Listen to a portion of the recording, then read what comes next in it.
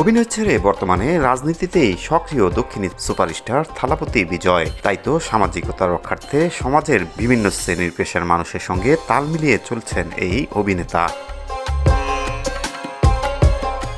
সম্প্রতি মুসলিমদের পবিত্র রমজান মাস উপলক্ষে এক ইফতার আয়োজনে যোগ দেন বিজয়। বিষয়টি নিয়ে নায়ক সম্প্রীতির প্রশংসায় ভাসলেও এই কাজের পেছনে রাজনৈতিক যোগসূত্র খুঁজে পেয়েছেন অনেকেই। তা নিয়ে অবশ্য সমালোচনাও কম হয়নি।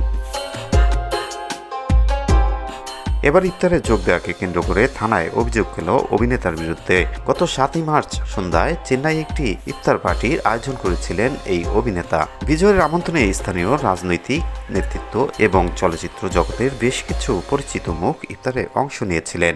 শুধু তাই নয়, ইফতারের আগে মোনাজাতে অংশ নেন এই অভিনেতা, যেখানে আমিন আমিন ধ্বনিতে মুখর হতে দেখা যায় বিজয় সহ উপস্থিত সকলকে।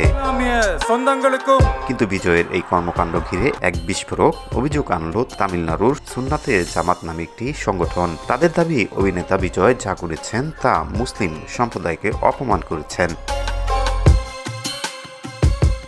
সংগঠনটি এও দাবি করেছে, ইফতারের মতো ধর্মীয় এই অনুষ্ঠানের সঙ্গে সম্পৃক্ত নয় এমন অনেকেই অংশগ্রহণ করেছেন সেখানে। বিশেষ করে উচ্ছৃঙ্খল ও মাতাল মানুষদের ডেকে ইফতার করিয়েছেন বিজয়।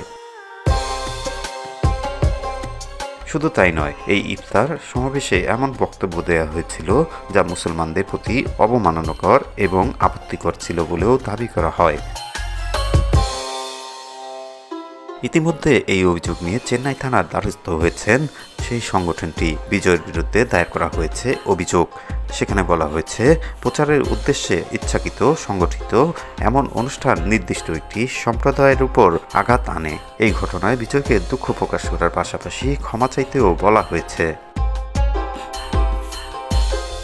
প্রশাসনের পক্ষ থেকে জানানো হয়েছে, এই অভিযোগ পর্যালোচনার ভিত্তিতে তদন্ত করা হবে, এরপর আইনানুগ ব্যবস্থা নেওয়া হবে বলে আশ্বস্ত করা হয়েছে।